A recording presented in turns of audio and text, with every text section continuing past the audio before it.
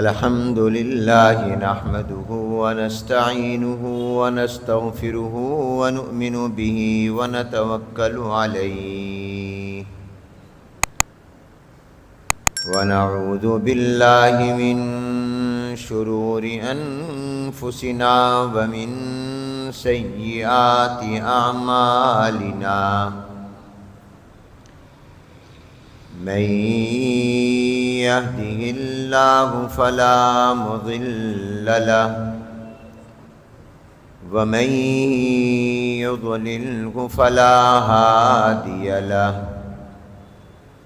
ونشهد أن لا إله إلا الله وحده لا شريك له ونشهد أن سيدنا ونبينا وشفيعنا وحبيبنا وسندنا وقائدنا وإمامنا محمدا عبده ورسوله أرسله الله إلى كافة للناس بشيرا ونذيرا وداعيا إلى الله بإذنه وسراجا منيرا صلى الله تعالى على خير خلقه محمد وآله وأصحابه أجمعين.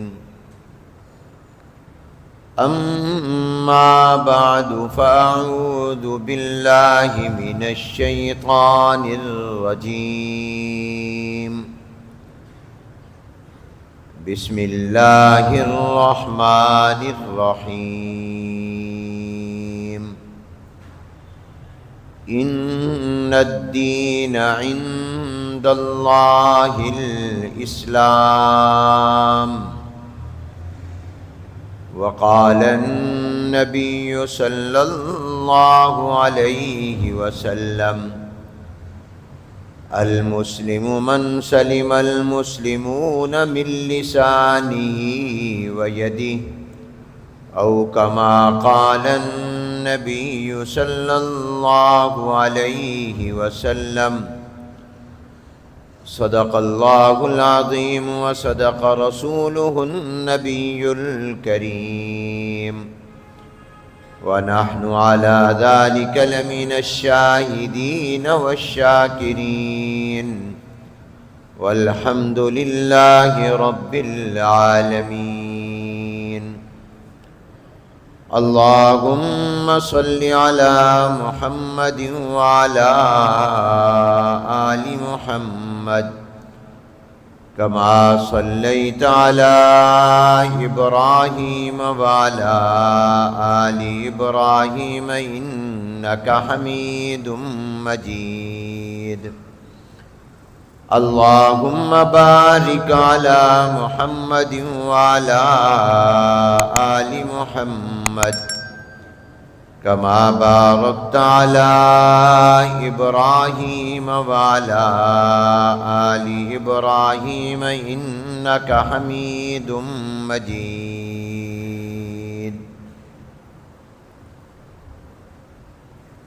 قابل صد احترام حضرات علماء کرام، بزرگان محترم، برادران اسلام، السلام علیکم ورحمۃ اللہ وبرکاتہ۔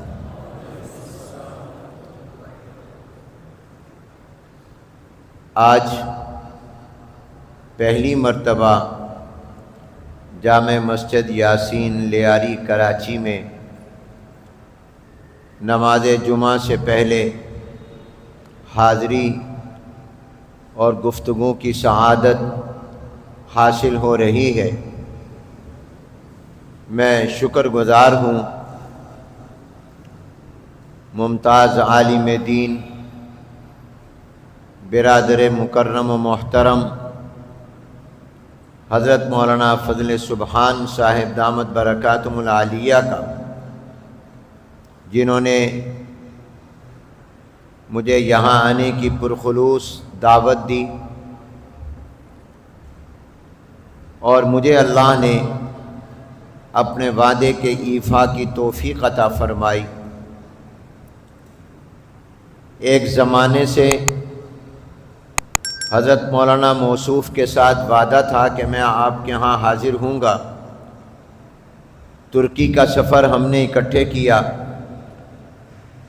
اس سفر میں وعدہ کیا تھا اور کئی بار ارادہ بھی کیا، مگر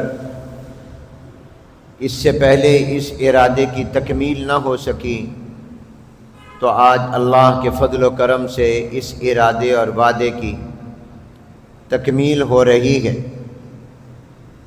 اور ابتدا میں ہی یہ بات عرض کر دوں کہ یہاں میں پہلی مرتبہ آیا ہوں، آخری مرتبہ نہیں آیا۔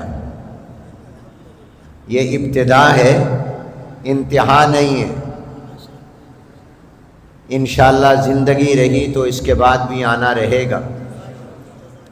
دعا ہے کہ اللہ تبارک و تعالی ہماری اس حاضری کو اپنی بارگاہ میں قبول فرمائے، اور جس طرح اللہ نے یہاں جمع کیا، اللہ آپ کو اور مجھے جنت میں بھی جمع فرما دے۔ اصل چیز تو جنتی ہے، اور ہمارا اصل وطن بھی جنتی ہے۔ یہ دنیا ہمارا وطن نہیں ہے، یہاں تو ہم مسافر ہیں، یہ تو ہمارا عارضی قیام ہے۔ ہمارا اصل وطن جنت ہے۔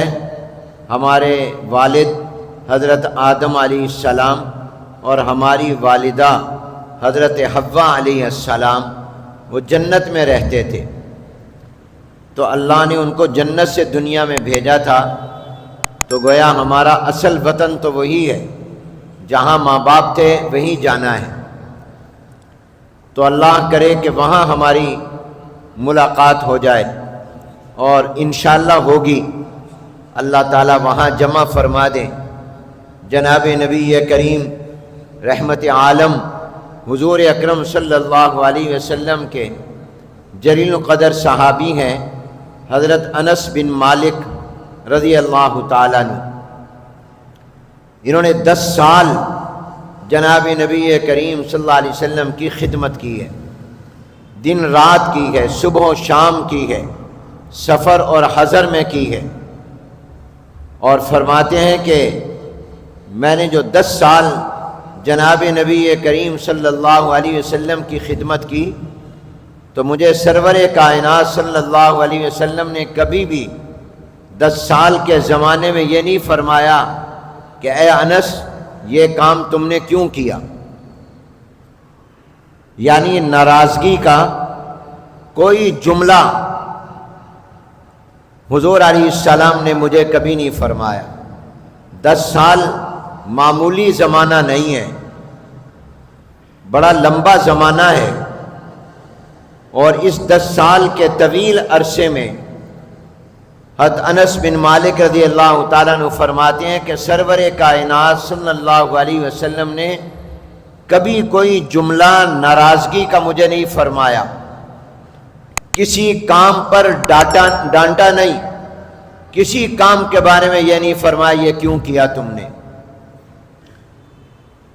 میں کہا کرتا ہوں کہ اس سے جناب نبی کریم رحمت عالم حضور اکرم صلی اللہ علیہ وسلم کے جہاں بلند اخلاق معلوم ہوتے ہیں کہ حضور اکرم صلی اللہ علیہ وسلم کے اخلاق کتنے اعلیٰ تھے، اور اللہ نے آپ کو جو اخلاق عظیمہ عطا فرمائے تھے وہ کتنے عظیم الشان تھے کہ آپ نے اپنے خادم کو 10 سال کے عرصے میں کبھی کوئی ناراضگی کا جملہ نہیں فرمایا۔ اور آپ اگر غور کریں تو ہم اپنے ملازمین کو، اپنے ماتحتوں کو 10 سال تو بعد کی بات ہے، 10 دن بھی بعد کی بات ہے، 10 گھنٹے بھی بعد کی بات ہے، ہم 1 گھنٹے میں ہی اپنے ملازم کو کتنی گالیاں دے دیتے ہیں، کتنا ناراض ہوتے ہیں۔ تھوڑا سا اس سے غلط کام ہو جائے تو ہم اس کو کس طرح پر ڈانٹتے ہیں، برا بھلا کہتے ہیں۔ مگر یہ جناب نبی کریم صلی اللہ علیہ وسلم کے بلند اخلاق ہیں کہ حضور اکرم صلی اللہ علیہ وسلم نے ان کو کبھی اوئے بھی نہیں فرمایا، کیوں بھی نہیں فرمایا۔ تو وہیں اس سے یہ بات بھی معلوم ہوتی ہے کہ حضرت انس بن مالک رضی اللہ تعالیٰ عنہ نے جناب نبی کریم صلی اللہ علیہ وسلم کی خدمت بھی اتنے اعلیٰ درجے میں کی ہے کہ جناب نبی کریم صلی اللہ علیہ وسلم کو کبھی ناراض ہونے کا موقع ہی نہیں دیا۔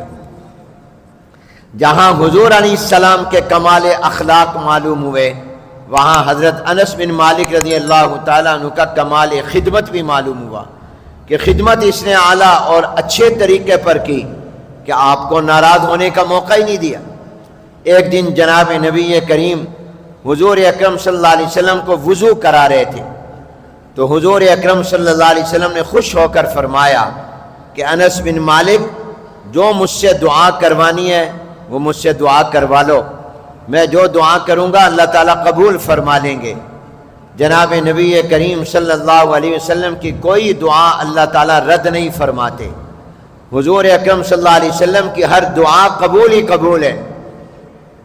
حضرت ابو ہریرہ رضی اللہ تعالیٰ عنہ جلیل القدر صحابی کثیر الروایت ہیں، مکثرین صحابہ میں سے ہیں، سب سے زیادہ حضور اکرم صلی اللہ علیہ وسلم کی احادیث کو بیان کرنے والے، جناب نبی کریم صلی اللہ علیہ وسلم کے ارشادات فرمودات کو اور آپ کے افعال و اعمال و احوال کو سب سے زیادہ حضرت ابو ہریرہ رضی اللہ تعالیٰ عنہ بیان کرتے ہیں، اور آپ کی حدیثیں بہت نقل کی حضرت ابو ہریرہ رضی اللہ تعالیٰ نے 5374 حدیثیں ہیں جو اکیلے حضرت ابو ہریرہ رضی اللہ تعالیٰ نے امت تک پہنچائی ہیں۔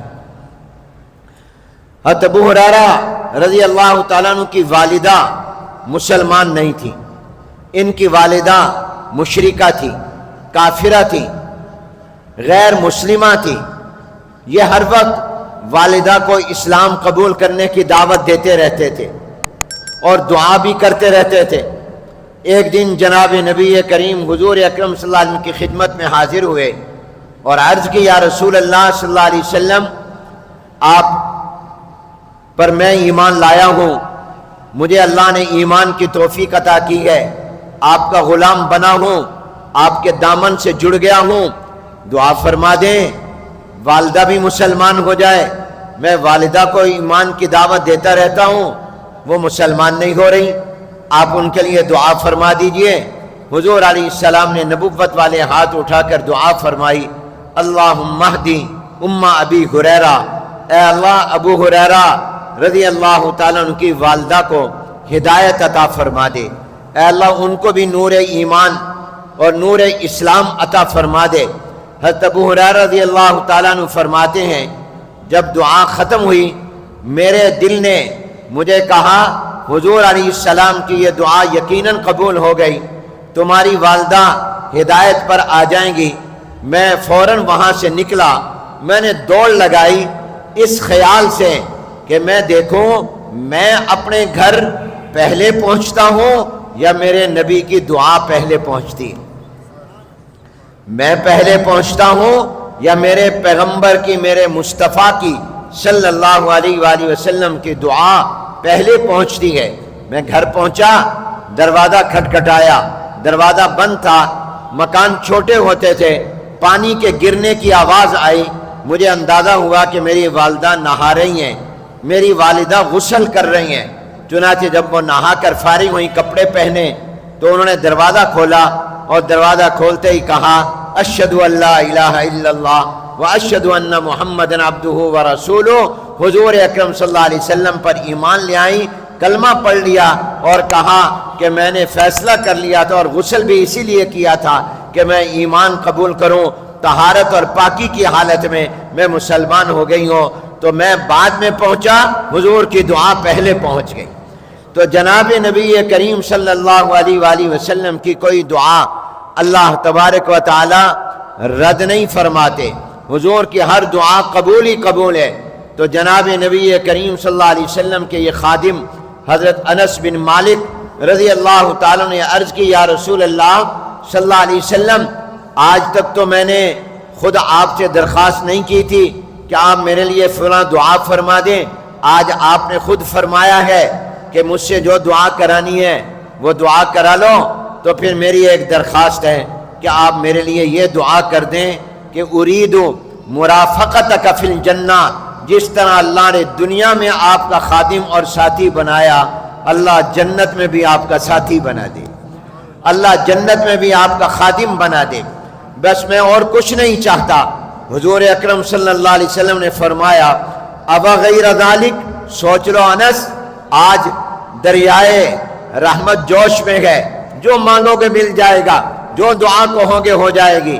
ہم میں سے کوئی ہوتا تو شاید دنیا کی دولت، دنیا کا مال مانگتا، دنیا کی کرسی اور اقتدار مانگتا، یہ تو اللہ کے پیغمبر کے تربیت یافتہ تھے، فوراً عرض کی، یا رسول اللہ صلی اللہ علیہ وسلم، اور کچھ نہیں چاہتا، میں یہ صرف چاہتا ہوں کہ جنت میں آپ کا ساتھ مجھے نصیب ہو جائے، آپ کی رفاقت نصیب ہو جائے۔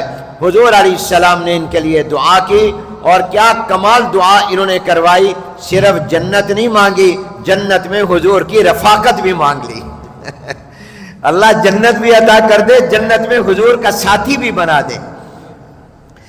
جنت مل جانا الگ نعمت ہے، اور حضور اکرم صلی اللہ علیہ وسلم کا ساتھ مل جانا اور رفاقت مل جانا، یہ الگ اور مستقل نعمت ہے۔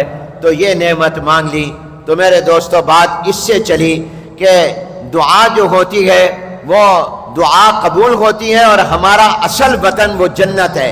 انس بن مالک رضی اللہ تعالیٰ نے دنیا نہیں مانگی، بلکہ حضور اکرم صلی اللہ علیہ وسلم سے عرض کی، یا رسول اللہ جنت مجھے مل جائے، یہ دعا فرما دیں۔ تو میرے دوستوں اور بھائیوں، ہمارا اصل وطن، ہمارا اصل گھر دنیا نہیں ہے، یہ دنیا انتظار گاہ ہے۔ جیسے ایئرپورٹ پر ویٹنگ روم ہوتا ہے، ریلوے اسٹیشن پر انتظار گاہ ہوتی ہے، بس اسٹینڈ پر انتظار گاہ ہوتی ہے، اسی طرح یہ دنیا بھی انتظار کی جگہ ہے۔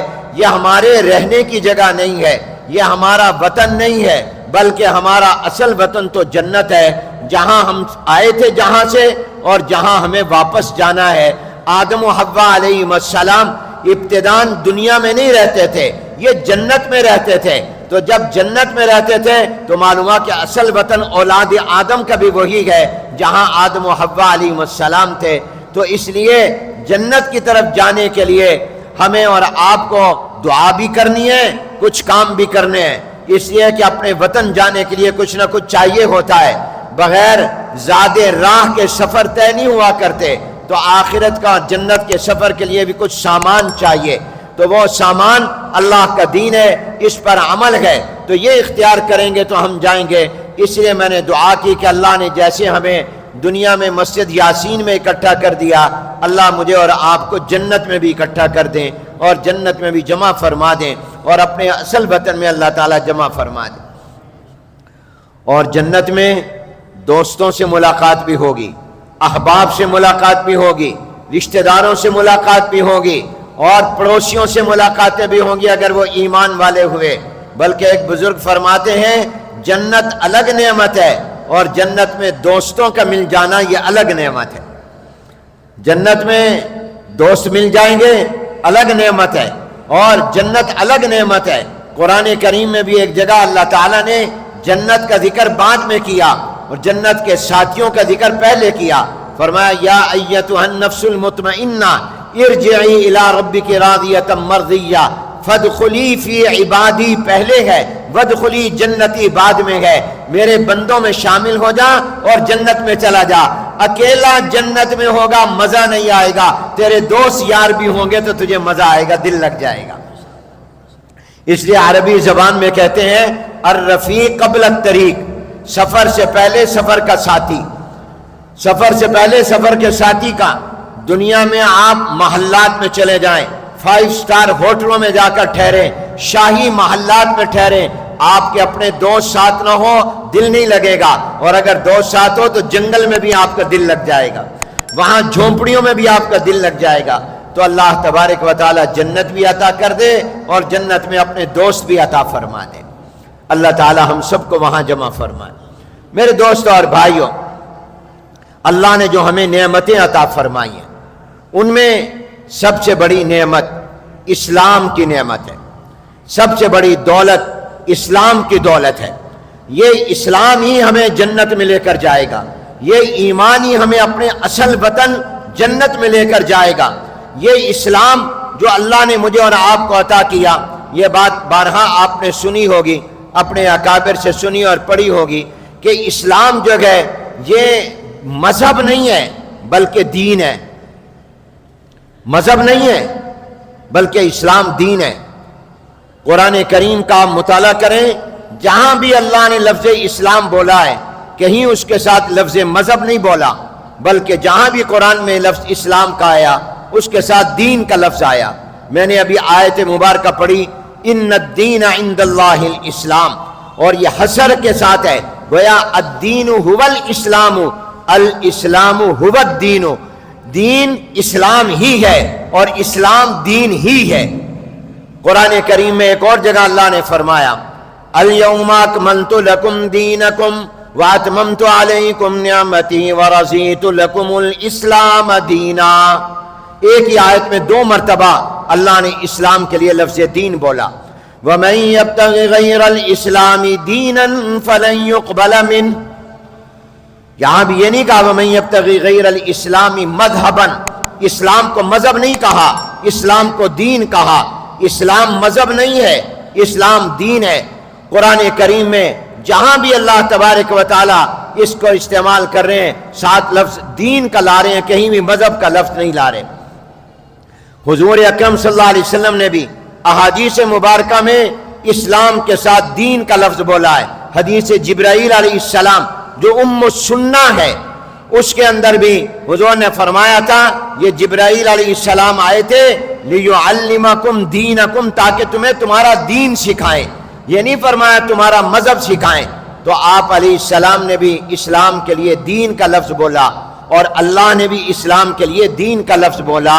مذہب اور دین میں فرق یاد رکھیے، مذہب یہ چھوٹی چیز ہے، دین بڑی چیز ہے۔ مذہب کے اندر چند عقائد ہوتے ہیں، کچھ عبادات ہوتے ہیں اور کچھ اخلاقیات کے بارے میں احکام ہوتے ہیں، مگر دین مکمل ضابطۂ حیات کو کہتے ہیں، دین مکمل دستور زندگی کو کہتے ہیں۔ دین وہ ہوتا ہے جو ہر موقع پر انسان کی رہنمائی کرتا ہے، جو پیدا ہونے سے لے کر مرتے دم تک کی رہنمائی کرتا ہے، جو اس کی زندگی کے تمام شعبوں کے بارے میں اس کو رہنمائی مہیا کرے، اس کو دین کہتے ہیں۔ دین مکمل ضابطۂ حیات کا نام ہے، دستور حیات کا نام ہے، دستور زندگی کا نام ہے۔ چنانچہ دستور حیات اور دستور زندگی اور ضابطۂ حیات کے اندر اور دین میں 5 بنیادی چیزیں ہوتی ہیں۔ نمبر 1 عقائد ہوتے ہیں، نمبر 2 عبادات ہوتے ہیں، اور نمبر 3 معاملات ہوتے ہیں، نمبر 4 معاشرت ہوتی ہے، اور نمبر 5 آداب اور اخلاق ہوتے ہیں۔ یہ ان 5 چیزوں کا نام دین ہے۔ ہمارا عقیدہ کیا ہونا چاہیے یہ ہمیں اسلام بتاتا ہے۔ توحید کیا ہے، رسالت کیا ہے، ختم نبوت کیا ہے، آخرت کا عقیدہ کیا ہے، اچھی اور بری تقدیر کے حوالے سے اسلام کیا تعلیم دیتا ہے، اس کو عقائد کہتے ہیں، اس کو نظریات کہتے ہیں۔ یہ بنیاد ہے۔ عقیدہ بمنزل بنیاد کے ہوتا ہے اور عبادات بمنزل عمارت کے ہوا کرتے ہیں۔ عمارت کھڑی بنیاد پر ہوا کرتی ہے، تو جس کا عقیدہ ٹھیک ہوگا اس کی نماز معتبر ہوگی، جس کا عقیدہ ٹھیک ہوگا اس کا روزہ زکوٰۃ حج معتبر ہوگا، جس کا عقیدہ ٹھیک ہوگا اس کا صدقہ خیرات اس کے کام آئے گا، جس کا عقیدہ ٹھیک نہیں ہوگا اس کی عبادات دنیا میں تو فائدہ دے دیں گی، قبر اور آخرت میں کوئی فائدہ نہیں دیں گی۔ حدیثوں میں واقعہ آتا ہے، ایک بدکارہ اور فاحشہ عورت تھی، اس نے ایک کتے کو دیکھا، پیاس کی وجہ سے اس کی زبان باہر نکلی ہوئی ہے۔ اس عورت کو بھی پیاس لگی ہوئی تھی، اس نے تھوڑی دیر پہلے پانی پیا اور کنویں سے پانی نکالا۔ جب کتے کو دیکھا کہ اس کو بھی پیاس لگی ہے، پیاس کی وجہ سے زبان باہر آئی ہے، اس کو کتے پر ترس آیا، اس نے اپنی موزے کو، جوتی کو ساتھ رسی باندھی، اس کو کنویں میں لٹکا کر اس سے پانی نکالا اور اس کتے کو پلایا۔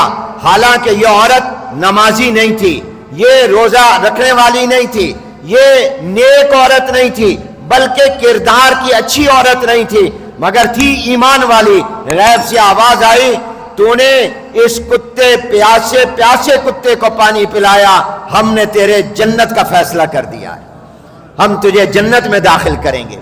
اب دوسرا تصویر کا رخ دیکھیں۔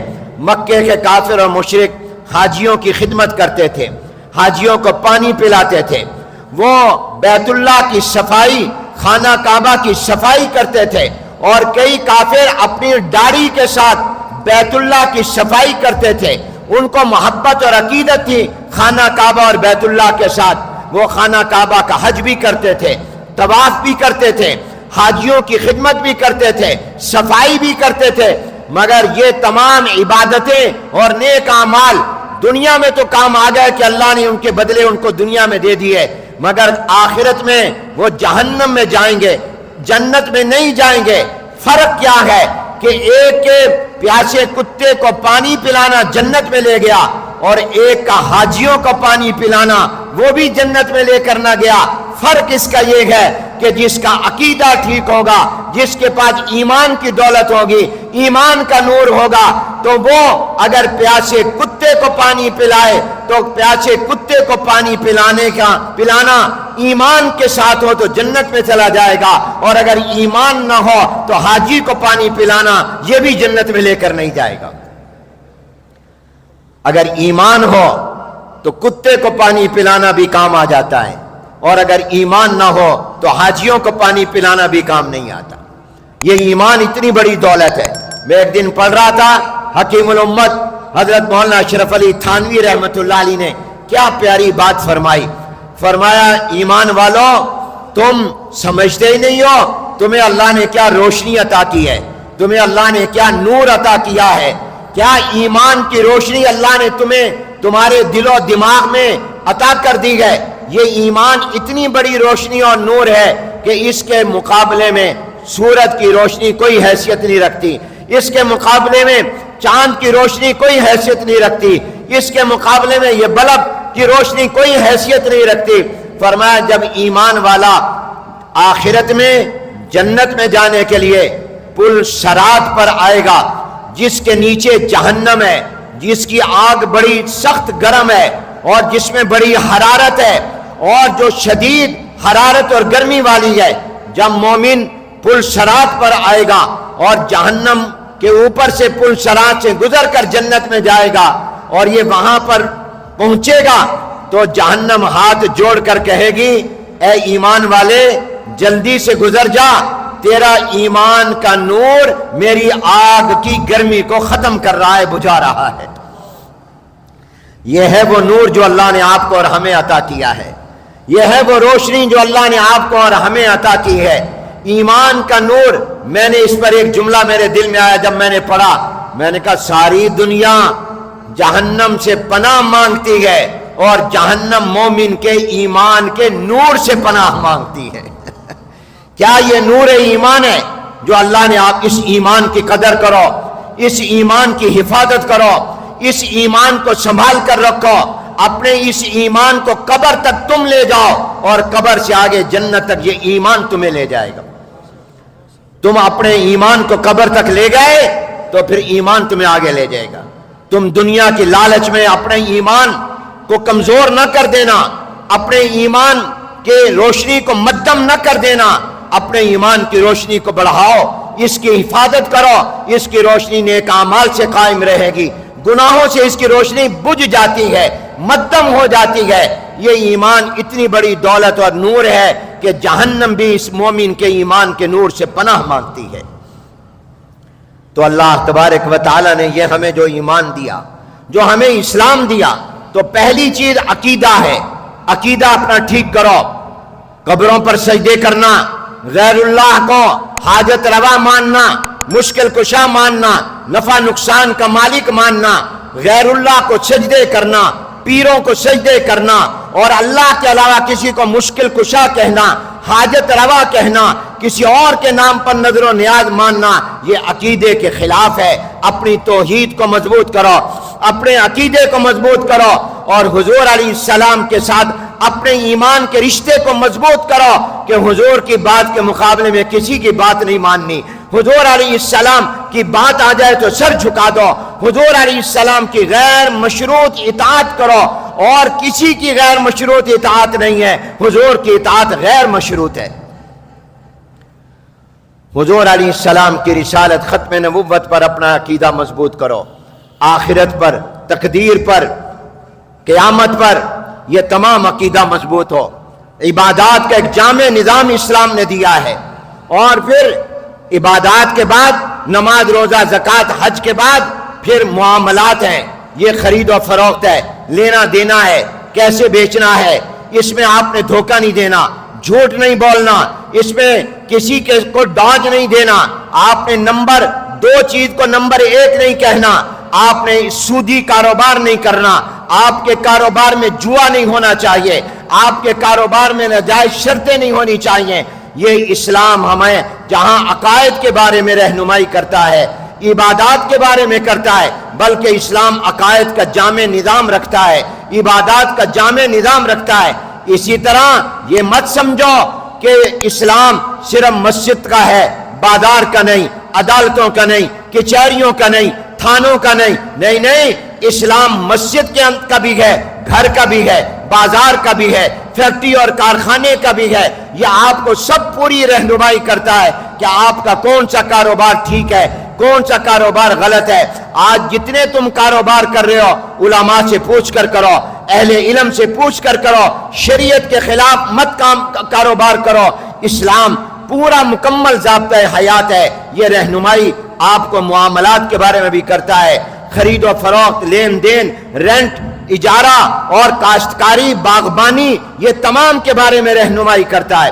اور چوتھی چیز آ جاتی ہے معاشرت، آپ نے رہنا کیسے ہے، آپ پر ماں باپ کا حق کیا ہے، اولاد کا حق کیا ہے، بیوی کا حق کیا ہے، بچوں کا حق کیا ہے، بوڑھوں کا حق کیا ہے، ہمسایوں کا حق کیا ہے، عورتوں کا حق کیا ہے، جانوروں کا حق کیا ہے۔ یہ اسلام اس کے بارے میں پوری مکمل تعلیم دیتا ہے۔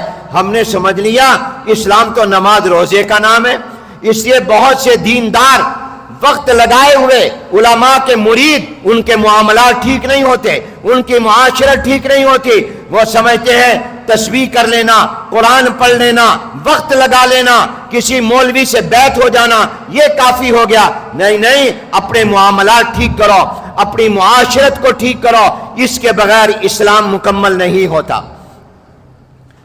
اور 5ویں چیز جس پر اسلام کی بنیاد ہے وہ آداب اور اخلاق ہیں، کہ میرے اخلاق کیسے ہوں، مجھے زندگی کیسے گزارنی ہے، زندگی کے آداب کیا ہیں۔ تو 5 چیزوں کا نام اسلام ہے۔ اسلام 5 بنیادوں پر قائم ہے، عقائد پر، عبادات پر، معاملات پر، معاشرت پر اور آداب و اخلاق پر۔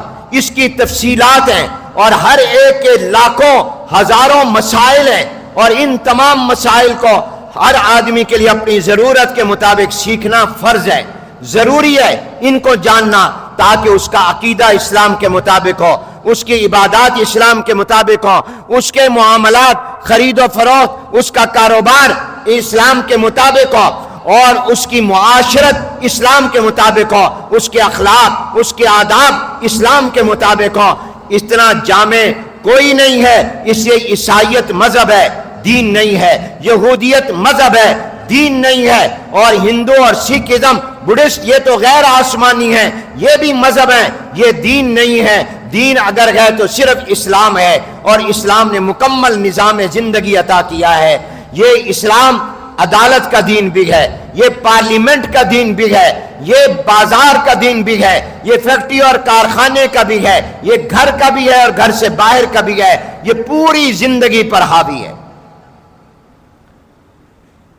ایک مرتبہ کافروں نے بطور طعن اور اعتراض کے کہا صحابہ کرام سے، تمہارا نبی عجیب ہے، تمہارا پیغمبر بڑا عجیب ہے، تمہیں ہر چھوٹی چھوٹی بات بھی بتاتا اور سکھاتا ہے؟ کیا تم اپنی عقل سے نہیں ان کو سمجھ سکتے؟ اور یہ بھی تمہیں وہ کہتے ہیں تم نے استنجا ایسے کرنا ہے، طہارت ایسی کرنی ہے، بیت الخلاء لیٹرین میں جب جاؤ گے نہ تمہاری پشت بیت اللہ کی طرف ہو نہ تمہارا چہرہ قبلے کی طرف ہو، بائیں ہاتھ سے استنجا کرو، دائیں ہاتھ سے نہ کرو، کھڑے ہو کر نہیں بیٹھ کر پیشاب قضائے حاجت کرو۔ یہ تمہارا نبی ہر بات تمہیں بتاتا ہے۔ یہ بطور تان کے کہا کافروں نے، بطور تان کے کہا مشرکوں نے۔ حضرت سلمان فارسی رضی اللہ تعالیٰ عنہ یہ وہ جلیل القدر صحابی ہیں جن کو اللہ نے سب سے لمبی زندگی عطا فرمائی صاحبہ۔ بعض کہتے ہیں ان کی عمر 200 سال تھی، بعض کہتے ہیں 250 سال تھی، بعض کہتے ہیں 300 سال ان کی عمر تھی، اور انہوں نے وہ زمانہ بھی پایا جب حضرت عیسیٰ علیہ السلام اللہ کے نبی اور پیغمبر تھے۔ حضرت عیسیٰ علیہ السلام کا دین دنیا میں تھا اور ان کا مذہب عیسائیت تھا، وہ زمانہ بھی پایا۔ عیسیٰ علیہ السلام کا زمانہ نہیں پایا، ان کے مذہب کا زمانہ پایا۔ بڑی لمبی زندگی تھی، اسلام کی خاطر بڑی قربانیاں دی تھی، وطن چھوڑا تھا، غلام بنے تھے، اس لیے ان کو قدر تھی۔ مجھے اور آپ کو قدر نہیں ہے، ان کو قدر تھی، تو فوراً اپنا سر فخر سے بلند کر کے کہا، جس کو انہوں نے تانا بنایا حضرت سلمان فارسی رضی اللہ عنہ نے اسی کو کمال بنایا۔ جس کو کافروں نے بطور عیب کے بیان کیا تھا، سلمان فارسی رضی اللہ عنہ نے بطور کمال کے، بطور خوبی کا بیان کیا۔ کیا جواب میں کہا؟ فرمایا ہاں ہاں ہمارا نبی بڑا اعلیٰ نبی ہے، ہمارے پیغمبر بڑے اعلیٰ پیغمبر ہیں، بڑے جامع، بڑے کامل اور مکمل پیغمبر ہیں۔ وہ بڑی بات بھی بتاتے ہیں، چھوٹی بات بھی بتاتے ہیں۔ انہوں نے ہمیں کوئی ایسی بات نہیں جس میں ہماری رہنمائی نہ کی ہو، ہمیں گائیڈ نہ کیا ہو۔ گویا زبان حال سے یہ کہا، فرش سے لے کر عرش والے رب کی ملاقات تک کا ہر مسئلہ ہمارے نبی نے ہمیں بتا دیا ہے۔ ہاں ہاں ہمارے نبی نے ہمیں بتایا ہے جب استنجا کرو تو بائیں ہاتھ سے کرو، یہ دایاں ہاتھ کھانے کے لیے، بایاں ہاتھ طہارت اور استنجا کے لیے۔ آج کتنے لوگ ہیں انگریز کی نقل اتارتے ہوئے بڑے فخر سے بائیں ہاتھ سے کھاتے ہیں، بائیں ہاتھ سے پیتے ہیں، حالانکہ بایاں ہاتھ تو استنجے کے لیے تھا، دایاں ہاتھ کھانے کے لیے تھا۔ فرمایا ہاں ہاں ہمارے نبی نے ہمیں کہا ہے خوب صفائی حاصل کرو، اپنے تقاضے کے بعد اچھی طرح سے طہارت کرو، کوئی قطرہ باقی نہ رہے، اچھی طرح سے طہارت کرو، اور قضائے حاجت کے وقت میں بیت اللہ کی طرف نہ منہ کرو نہ پشت اور پیٹھ کرو۔ تو جو بات بطور تان کے انہوں نے کہی تھی، بطور اعتراض کے کہی تھی، سلمان فارسی رضی اللہ عنہ نے بطور فخر کے، بطور کمال کے، خوبی کے اس کو بیان کیا کہ کوئی ایسا مسئلہ نہیں ہے جس میں حضور نے ہماری رہنمائی نہ کی ہو اور ہم کہیں ہمیں پتہ نہیں کیا کرنا ہے۔ دین میں کوئی ایسا موقع نہیں جہاں کوئی یہ کہے پتہ نہیں کیا کرنا ہے، پتہ نہیں کیا کرنا ہے۔ آج کل ہر ایک کی زبان میں ہے پتہ نہیں پاکستان کا کیا ہوگا، پتہ نہیں پاکستان کا کیا ہوگا، پتہ نہیں کیا کرنا ہے، پتہ نہیں پاکستان کدھر جا رہا ہے۔ اے پاکستان کے بارے میں تو کہہ سکتے ہو پتہ نہیں، مگر دین کے بارے میں نہیں کہہ سکتے مجھے پتہ نہیں میرا دین کیا کہتا ہے۔ دین تمہیں پورا پتہ بتاتا ہے، ہر ایک کے بارے میں رہنمائی کرتا ہے، مکمل رہنمائی کرتا ہے کہ ہم نے کرنا کیا ہے۔ تو سلمان فارسی رضی اللہ عنہ نے اس کو بطور کمال بیان کیا۔ ایک مرتبہ ایک صاحب کہنے لگے کہ لوگ چاند تک پہنچ گئے ہیں اور یہ مولوی آج تک طہارت کے اور پاکی ناپاکی کے مسئلے ہی بیان کرتا رہتا ہے، لوگ تو چاند پر چلے گئے ہیں غیر مسلم تو، اور یہ یہی کچھ کہہ رہا ہے۔ تو اس سے ایک عالم نے کہا جس نے یہ بطور بات اعتراض کے کہی، اس نے کہا یہ بتا جو لوگ دعویٰ کرتے ہیں کہ ہم چاند پر گئے تو جو چاند پر گئے وہ انسان تھے یا کوئی اور؟ ان کا انسان تھے۔ کہا چاند پر پہنچنے کے بعد وہ انسان رہے یا کوئی اور مخلوق بن گئے؟ اس نے کہا وہ انسان ہی رہے۔ کہا چاند پر پہنچنے کے بعد ان کو پھر قضائے حاجت تھا یا نہیں؟ وہ بھی اپنا تقاضا کرتے تھے کہ نہیں یہ پیشاب بند ہو گیا تھا آنا؟ اس نے کہا آتا تھا، وہاں بھی ضرورت پڑ سکتی ہے، اس لیے کہ تقاضے ساتھ ہیں، جہاں بھی آدمی چلا جائے۔ ہوائی جہاز میں بیٹھے تو تب بھی بتاؤ ٹائلٹ کی ضرورت پڑتی ہے کہ نہیں پڑتی ہے؟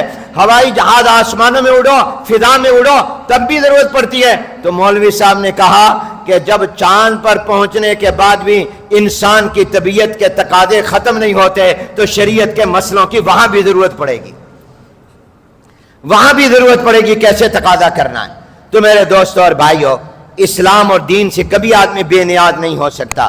تو میں یہ عرض کر رہا تھا کہ اسلام کی 5 بنیادیں ہیں: عقائد، عبادات، معاملات، معاشرت، آداب و اخلاق۔ ان سب کے بارے میں اسلام مکمل رہنمائی کرتا ہے۔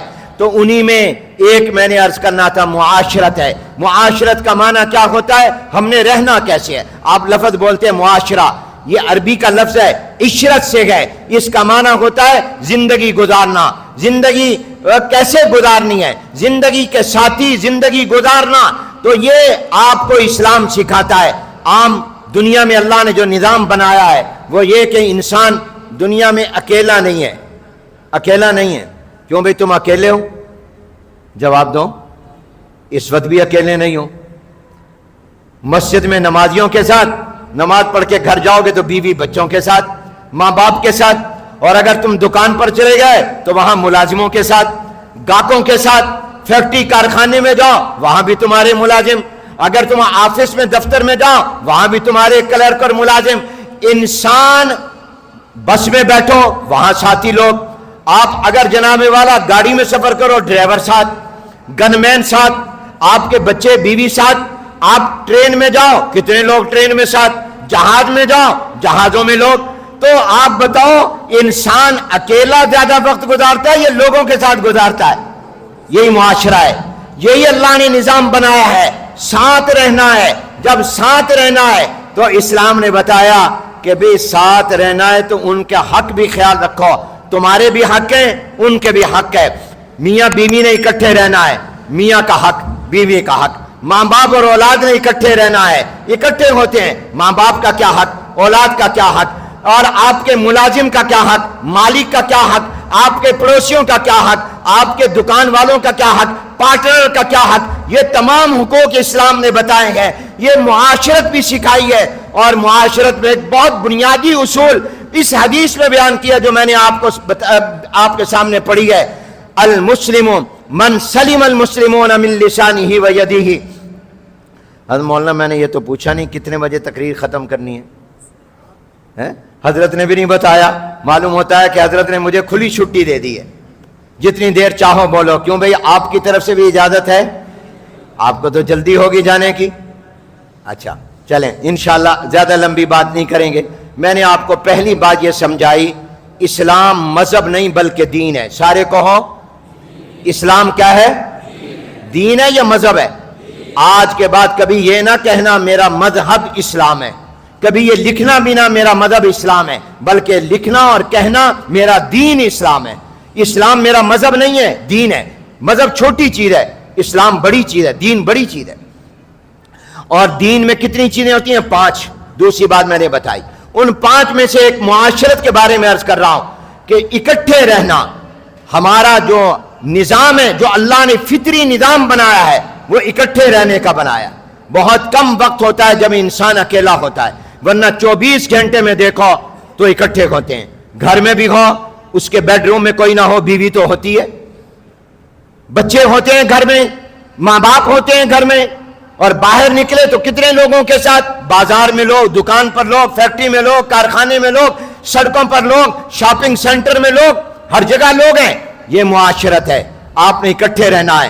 اس کے اصول کیا ہیں؟ ان میں ایک اصول اس حدیث میں حضور علیہ السلام نے فرمایا: المسلم من سلم المسلمون من لسانہ و یدہ۔ مسلمان وہ ہے جس کی زبان سے، جس کے ہاتھ سے دوسرے مسلمان محفوظ رہیں۔ امام اعظم ابو حنیفہ رحمۃ اللہ علیہ نے جناب نبی کریم صلی اللہ علیہ وسلم کی 5 لاکھ احادیث میں سے 5 حدیثوں کا انتخاب کیا، چنا کہ ان 5 پر کوئی عمل کر لے تو پورے دین پر عمل ہو جائے گا۔ ان 5 حدیثوں میں حضور نے دین کے اصول بیان کر دیے ہیں۔ ان میں سے ایک یہ حدیث ہے جو میں نے پڑھی ہے، حضور اکرم صلی اللہ علیہ وسلم نے فرمایا مسلمان وہ ہے جس کی زبان سے، جس کے ہاتھ سے دوسرے مسلمانوں کو تکلیف نہ پہنچے۔ بس آج یہ حدیث سمجھ لو، آپ کا آنا، میرا آنا، بولنا سننا کامیاب ہو جائے گا۔ حضور کی ایک حدیث سمجھ میں آ گئی۔ پہلی بات یہ سمجھ لو، حضور علیہ السلام نے فرمایا مسلمان وہ ہے جس کی زبان ہاتھ سے، مسلمان تو کیا مطلب ہے؟ کافروں کو تکلیف پہنچانا جائز ہے؟ جو ہمارے ملک میں ہندو رہتے ہیں، عیسائی رہتے ہیں، یہودی رہتے ہیں، سکھ رہتے ہیں، ہم ان کو تکلیف پہنچا دیں کوئی فرق نہیں پڑتا۔ جو یورپ اور مغرب اور امریکہ اور ملکوں میں رہتے ہیں اور وہاں کافروں کے ساتھ مسلمانوں کے اکٹھے رہتے ہیں، ان کو تکلیف پہنچانا جائز ہے؟ نہیں نہیں، یہ مراد انسان ہے، کسی انسان کو تکلیف پہنچانا جائز نہیں ہے۔ آپ نے مسلمان کا لفظ اس لیے فرمایا کیونکہ عام طور پر مسلمان کن کے اندر رہتا ہے؟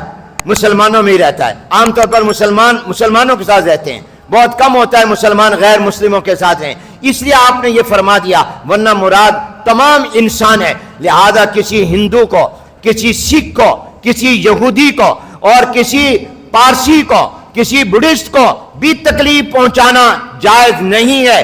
جس طرح مسلمان کو تکلیف نہ پہنچائے، کسی کافر کو بھی تکلیف نہ پہنچائے، وہ بھی ناجائز ہے، وہ بھی منع ہے۔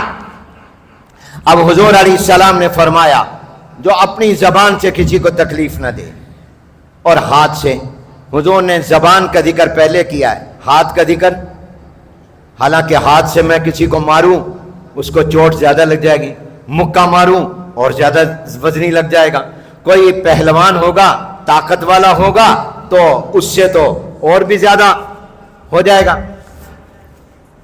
تو حضور علیہ السلام نے ہاتھ کا ذکر بعد میں کیا اور زبان کا ذکر پہلے کیا۔ کیوں؟ حالانکہ ہاتھ سے چوٹ زیادہ لگتی ہے، زبان سے نہیں لگتی اتنی۔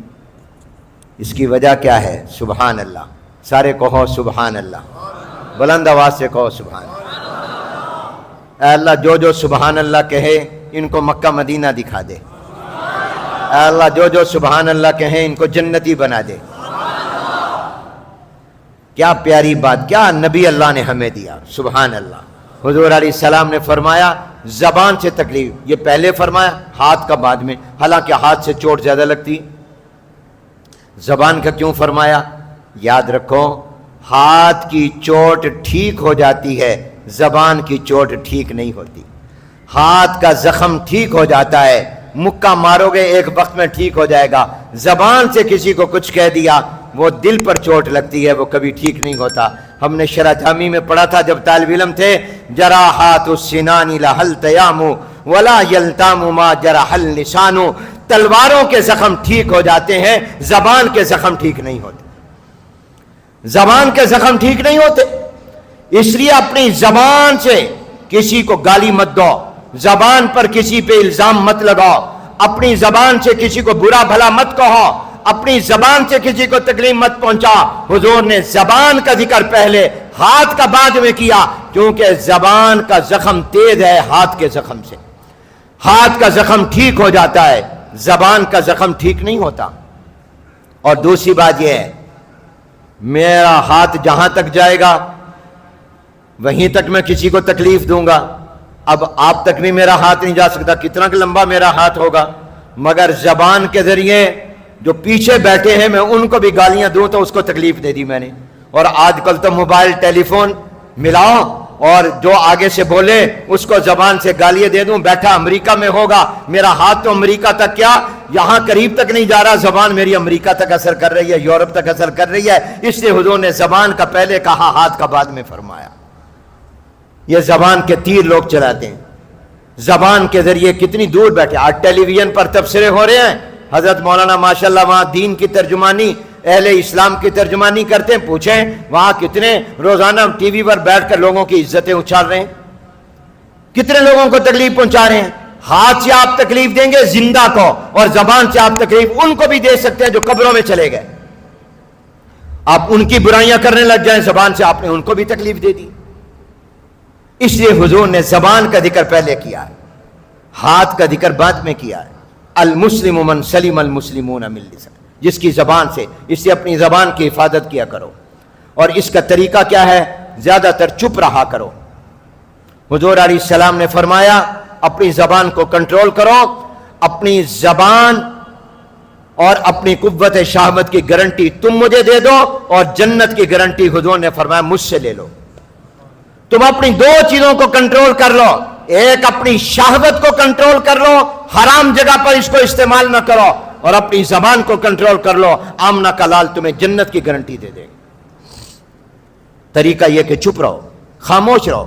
حضور نے فرمایا صلی اللہ علیہ وسلم بولو تو حق اور سچ بات بولو، نیکی کی بات کہو، ورنہ چپ رہو۔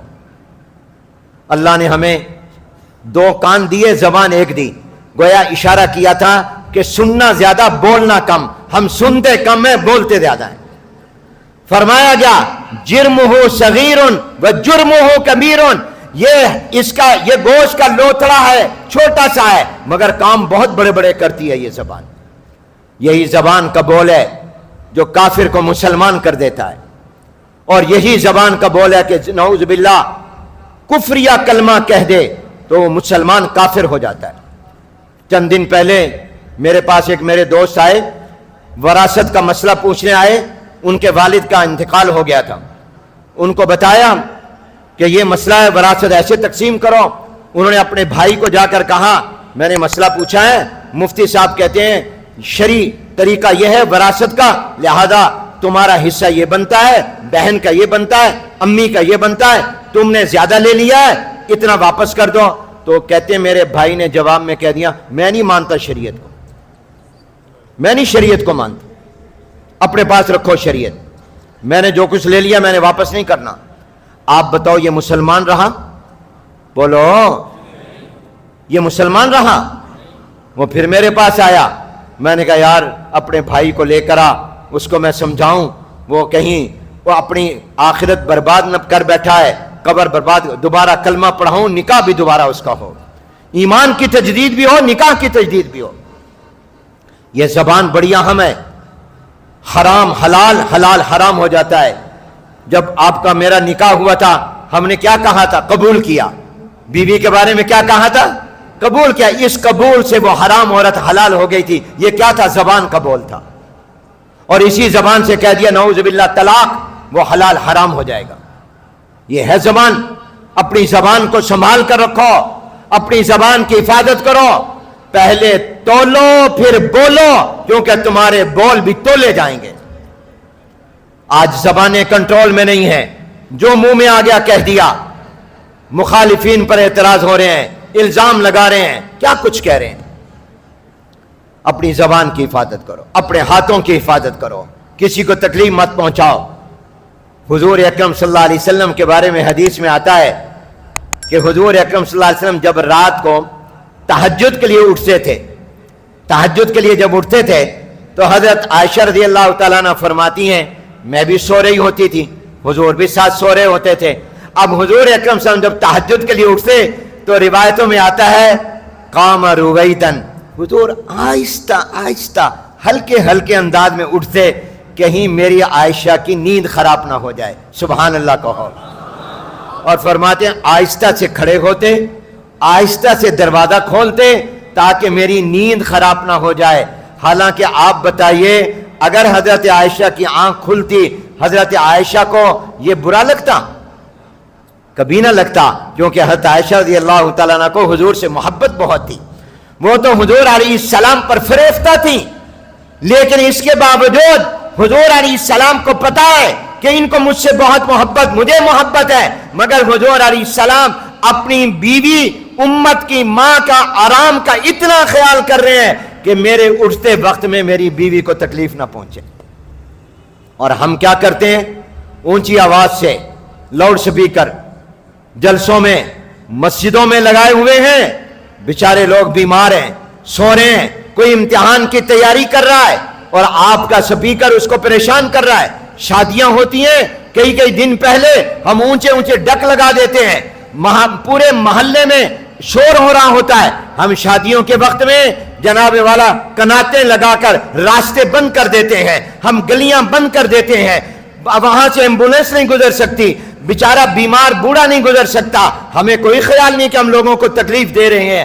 ہم جناب والا اپنی دکانوں کا سامان فٹ پاتھ پر رکھ دیتے ہیں, سارے فٹ پاتھ روک دیتے ہیں.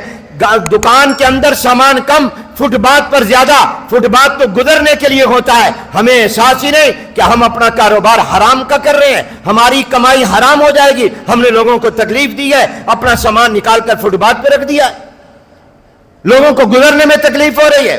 ہم راہ چلتے تھوکتے جا رہے ہیں, ہم کھاتے ہوئے چھلکے پھینکتے جا رہے ہیں. یہ کیلے کا چھلکا کسی کے پاؤں کے نیچے آ کے پھسل جائے, چوٹ لگ جائے, بیچارے کی ڈیتھ نہ ہو جائے, اس کی کمر خراب نہ ہو جائے, چوٹ لگ جائے, ہم چھلکے پھینک رہے ہیں. پان کھانے والے پان پھینکتے جا رہے ہیں, سگریٹ پینے والے سگریٹیں پھینکتے ہوئے جا رہے ہیں. ہم کتنے لوگوں کو روزانہ تکلیف پہنچاتے ہیں. ہم سائیکل, موٹر سائیکل, گاڑی ایسی جگہ پارک کر دیتے ہیں جہاں لوگوں کا راستہ بند کر دیتے ہیں, لوگوں کے گزرنا ہوتا ہے, ہم اس کا خیال ہی نہیں کرتے. ہم کہتے ہیں دین تو صرف مسجد میں ہے, یہاں کیا ضرورت ہے؟ میرے دوستو, زندگی کے پوری زندگی کے تمام شعبوں کے اندر اسلام حاوی ہے, وہاں پر ہمیں اسلام پر عمل کرنا چاہیے, ہمیں لوگوں کی تکلیف کا خیال کرنا چاہیے. ابھی حال ہی میں دیکھو آپ کے ملک میں کیا ہوا, احتجاج ہوا, پرامن احتجاج, قانون کے دائرے میں احتجاج.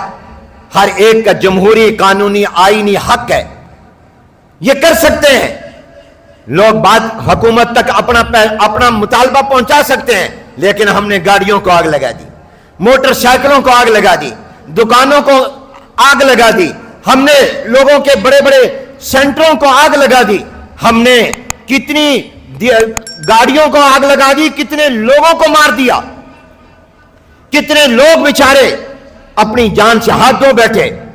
جی ایچ کیو محفوظ نہ رہا, کور کمانڈر ہاؤس محفوظ نہ رہا. یہ کس کے ادارے تھے؟ یہ آپ کے ادارے تھے, یہ آپ کے ٹیکس سے بنے ہیں, یہ قوم کے ہیں, یہ عوام کے ہیں, یہ لوگوں کے نہیں ہیں, یہ لوگوں کے ہیں, یہ ان کے نہیں ہیں. جو افسر ہیں یہ آپ کے اور میرے ہیں.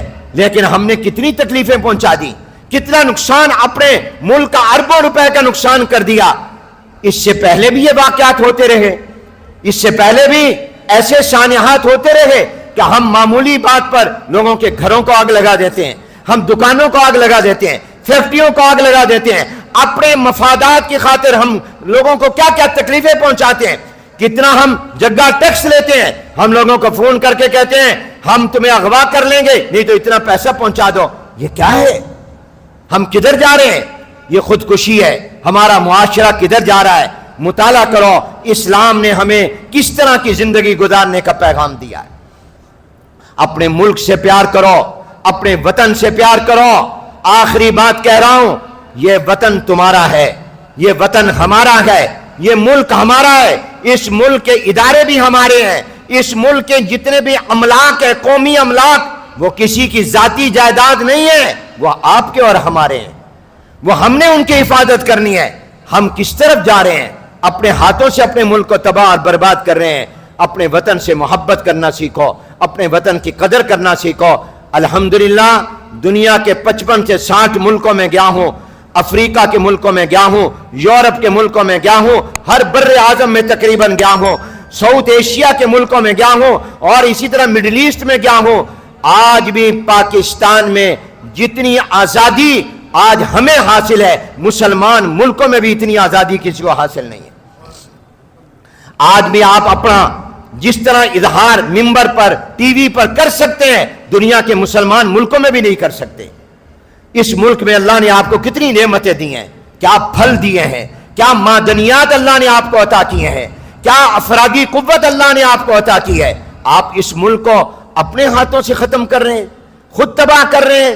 سیاست میں آ کر, کسی سیاسی لڑائی میں آ کر ایک دوسرے کی جان کے دشمن بن گئے. سیاسی اختلاف کو اسلام اور کفر کا اختلاف بنا دیا, اور اختلاف کو مخالفت اور دشمنی میں بدل دیا, اور ایک دوسرے کو تکلیف پہنچانے لگ گئے. اس سے ہمیں باز آنا چاہیے, اس سے ہمیں رکنا چاہیے.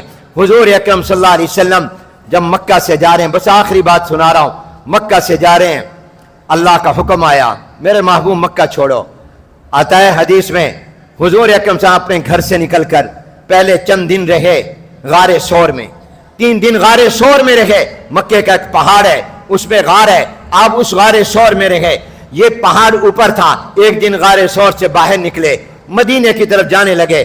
आपने नीचे मक्के की तरफ देखा, आप मक्का नीचे था, आबादी नीचे थी, हुजूर ऊपर थे। आप बुलंदी पर चढ़ेंगे, शहर नीचे नजर आता है। हुजूर अलैहिस्सलाम ने मक्के की तरफ मुतवज्जे होकर फरमाया, ऐ मक्का, अल्लाह की कसम, तू अल्लाह की जमीनों में सबसे बेहतरीन जमीन है।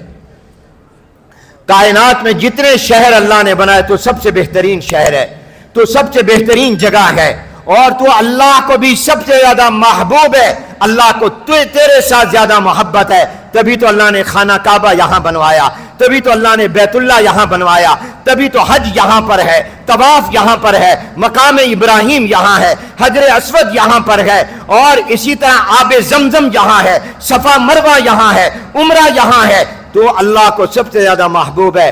अल्लाह की कसम, अगर मक्के वाले मुझे ना निकालते और अल्लाह का हुक्म ना होता कि मैं यहां से जाऊं, मैं कभी तो ये छोड़ कर ना जाता। जब जा रहे हैं, पीछे मुड़कर बार बार मक्कतुल मुकर्रमा को देख रहे हैं। हुजूर ने अपने इस अमल से बताया कि अपने वतन से मोहब्बत करो। मक्का में हुजूर पैदा हुए थे, ये हुजूर का वतन था।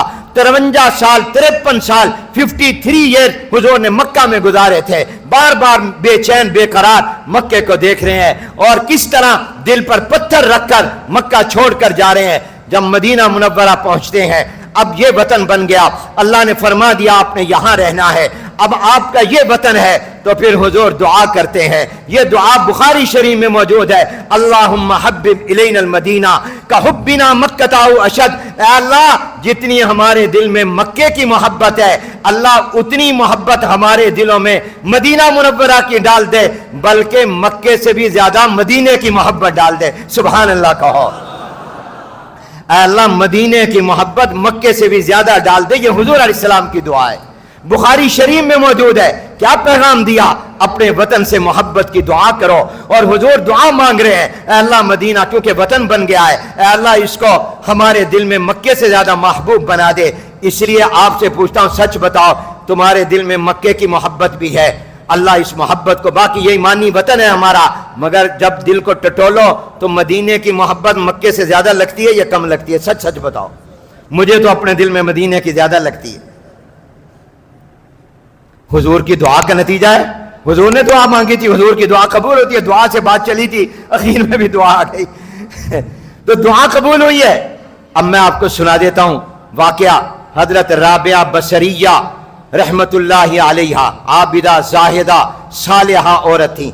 एक दिन ख्वाब में अल्लाह का दीदार हुआ, अल्लाह को देखा, अल्लाह की शान के मुताबिक देखा। तो हजरत राबिया ने ख्वाब में अल्लाह से कहा, अल्लाह मेरे दिल में आपकी मोहब्बत भी है, तभी तो रातों को उठकर तेरे आगे दुआएं करती हूँ, इबादत करती हूँ, तुझे मनाती हूँ, तेरी बारगाह में रोती हूँ, तेरे हुक्म के खिलाफ नहीं करती हूँ। मेरे दिल में तेरे नबी हुजूर अलैहिस्सलाम की मोहब्बत है, लेकिन कभी कभी मुझे यूं महसूस होता है, अल्लाह आपकी मोहब्बत मेरे दिल में कम है, हुजूर की मोहब्बत ज्यादा है। ये मुझे कभी कभी लगता है। तो इससे कहीं मेरा ईमान तो खत्म नहीं हो गया, क्योंकि आपकी मोहब्बत ज्यादा होनी चाहिए हुजूर की मोहब्बत से, मगर मुझे यूं महसूस होवे है कि मेरे दिल में हुजूर की मोहब्बत ज्यादा है आपकी मोहब्बत से। आपकी मोहब्बत भी है मगर हुजूर की ज्यादा है सल्लल्लाहु अलैहि वसल्लम। मेरा ईमान तो नहीं कहीं कमजोर या खतरे में? तो अल्लाह ने फरमाया, राबिया परेशान न हो, घबरा नहीं। अगर तेरे दिल में हुजूर अकरम सल्लल्लाहु अलैहि वसल्लम की मोहब्बत हमारी मोहब्बत से ज्यादा है तो फिक्र न कर, घबरा नहीं, परेशान न हो, क्योंकि हुजूर की मोहब्बत भी हमारी मोहब्बत है। वो मोहब्बत भी दर हकीकत हमारी मोहब्बत है, वो अलग नहीं है, वो भी हमारी मोहब्बत है। इसलिए कि तुम हुजूर से मोहब्बत भी तो हमारी मोहब्बत की वजह से करती हो कि वो हमारे महबूब हैं, वो हमारे नबी हैं, वो हमारे पैगंबर हैं, तो तुम्हें हुजूर से मोहब्बत भी तो हमारी वजह से है। तो मेरे दोस्तों, आज मैं यही कहना चाहता था कि हम किसी को तकलीफ ना पहुंचाएं, हम किसी को अजियत ना पहुंचाएं, और किसी का घर न जलाएं, किसी की गाड़ी न जलाएं, किसी के मकान को न आग न लगाएं, کسی کے موٹر سائیکل کو آگ نہ لگائیں، کبھی جذباتی ہم نہ ہوں، اور کسی کے اوپر پتھر نہ ماریں، کسی پر گولی نہ چلائیں، کسی کی جان، کسی کی عزت، کسی کے مال کو ہم سے کوئی تکلیف نہ پہنچے۔ جب ہر ایک یہ سوچے گا کہ میں نے کسی کو تکلیف نہیں دینی، یہ بھی محفوظ رہے گا، اس کو بھی تکلیف نہیں پہنچے گی، اللہ تعالی ہم سب کو اسلام کے تمام اصولوں پر عمل کی توفیق عطا فرمائے۔ وآخر دعوانا ان الحمدللہ۔